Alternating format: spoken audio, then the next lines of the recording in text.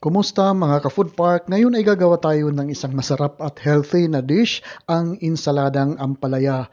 Alam natin na ang ampalaya ay kilala sa pagiging mapait, pero ituturo ko sa inyo kung paano ito gagawin na fresh, masarap at siguradong kagigigilan ng buong pamilya.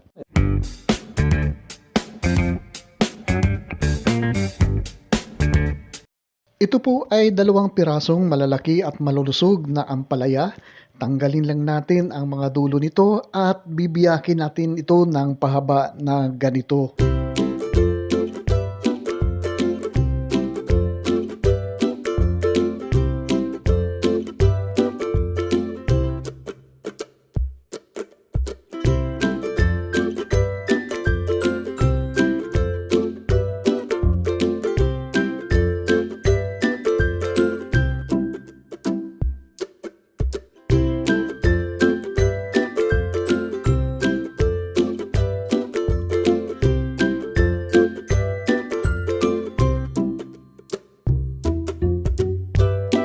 Tatanggalin lang natin o kakayurin natin ang mga buto ng ating ampalaya at isasama na rin natin dito pagkayod ang puting bahagi ng ating ampalaya kasi ito po ay ang nagbibigay ng mapait na lasa.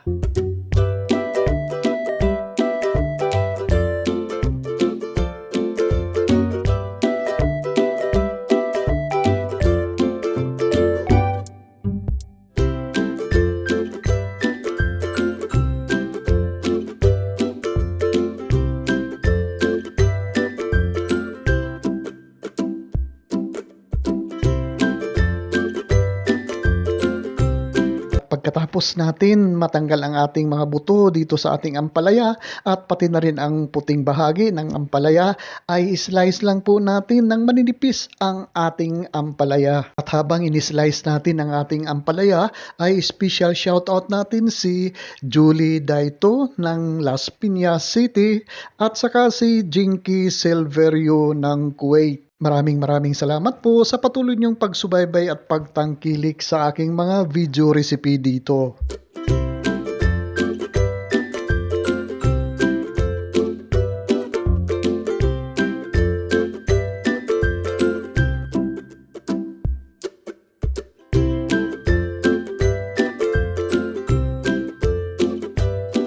Ngayon naman po ay ilalagay natin sa isang mixing bowl, malaking mixing bowl ang ating hiniwang mga ampalaya dito at pagkatapos po ay magdadagdag po tayo ng enough na salt dito. At pagkatapos ay hahayaan lang natin, pagkatapos nating haluin, hayaan lang natin ng mga 30 minutes po ang ating ampalaya na nakababa dito sa ating asin.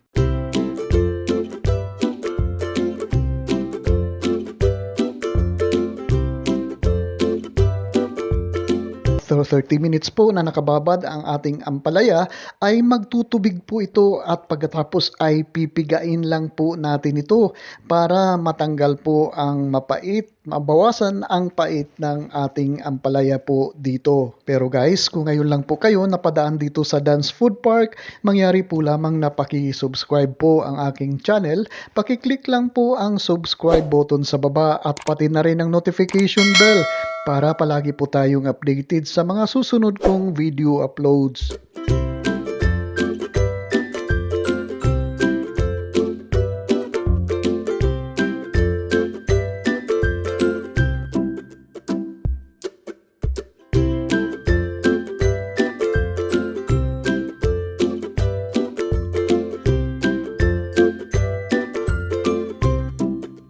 Pagkatapos natin mapigaan ang ating ampalaya ay itatapo natin, i-discard natin po ang liquid na natanggal natin sa ating ampalaya at pagkatapos po ay huhugasan po natin ito ng malinis na tubig.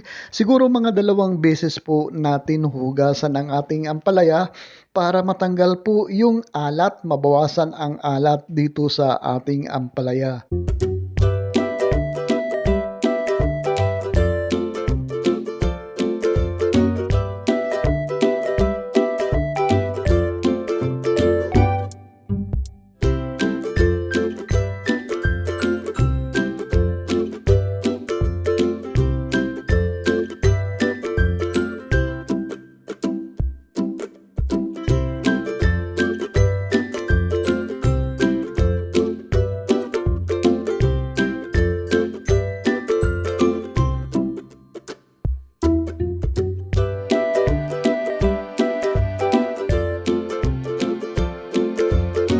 kababayan, hugasan na natin ang ating ampalaya dito at ibabalik na rin natin ito dito sa ating malaking mixing bowl at dito na natin paghahalu-haluin ang ating sibuyas na chop na sibuyas, ang ating kamatis na chop o cube na kamatis at kakailanganin din natin dito ng calamansi juice para gagamitin nating pang-dressing mamaya. Magdadagdag din po tayo dito ng maliliit na dilis. Ipriprito lang po natin ang ating maliliit na dilis dito kasi ihahalo po natin ito mamaya.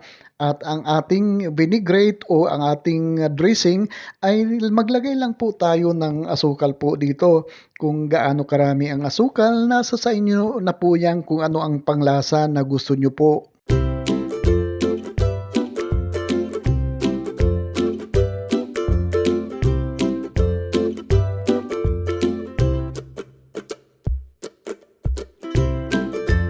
Ngayon, paghahalo-haluin lang po natin lahat ang ating mga sangkap dito kagaya ng chop na onions, cube na kamatis at saka yung ating piniritong dilis. Haluin lang po natin ito pagkatapos natin ilagay ang ating idrisol, ang ating vinaigrette na gawa sa calamansi juice at saka asukal. At pagkatapos po ay hahaluin lang po natin ito ng hahaluin. Guys, kung nandyan pa po kayo nanonood sa ating video, ibig lang pong sabihin yan ay nagugustuhan nyo po ang ating recipe dito. Paki-comment nyo naman po sa baba kung saan lugar kayo nanonood para special shoutout ko po kayo sa susunod kong video uploads. Maraming salamat po.